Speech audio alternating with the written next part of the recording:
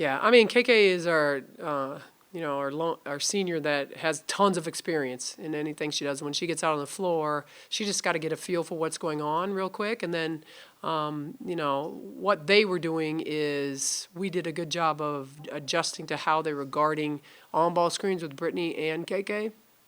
And I told Brittany and KK, either they got to guard KK hard, she'll get a shot, or if Brittany will get a shot. If they don't guard KK, then KK will get a shot. And we did a good job of just really executing. We did some different sets that we're really not used to, but KK can really handle on-ball screens. She's really hard to guard on on-ball screens.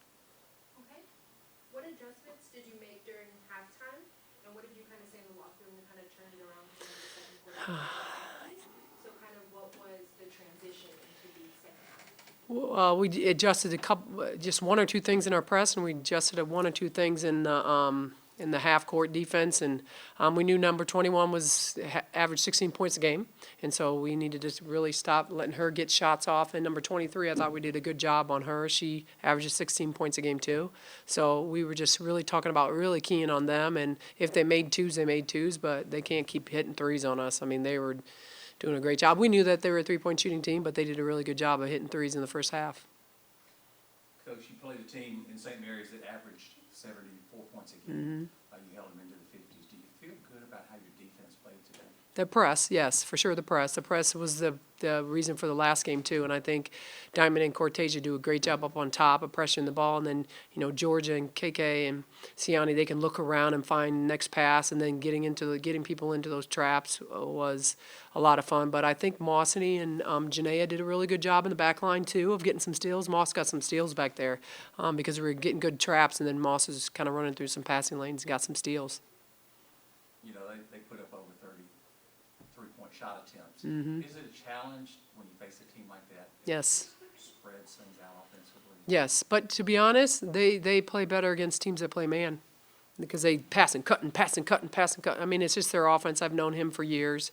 That's how he plays, and that's what they do. And I think the press, saves us. I don't think a lot of teams press like that, and I don't know if they're used to seeing that, right? And I don't think a lot of teams are used to seeing a press like that. So we press the whole game, and we try to wear them out, and so then they get down the shot clock with 16 seconds to run their offense, and they can't make as many passes as they want to make.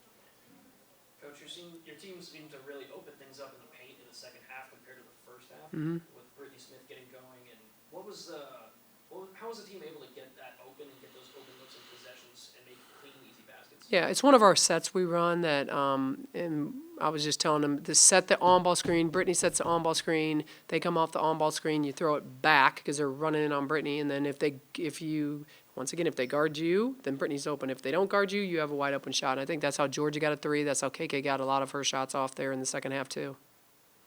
KK carried so much of the offense, Yep. especially early.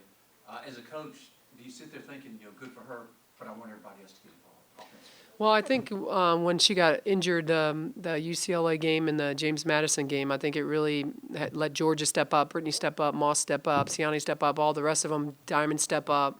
And now that she's back, everybody really knows kind of how to play and get shots off. But it really wasn't KK trying to get that many points. It was more so what their team was doing. They were playing off her, meaning they weren't guarding her tight. They were guarding Georgia tight. That's the only person. And so I told KK, they're not even on the catch, they're not even guarding you. You might just catch and shoot. You're wide open, and that's what she did.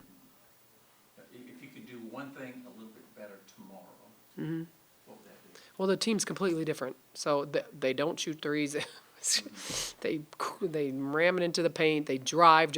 So it's a completely different game plan, which is going to be interesting to see how we respond because we're going to do our scout right after this.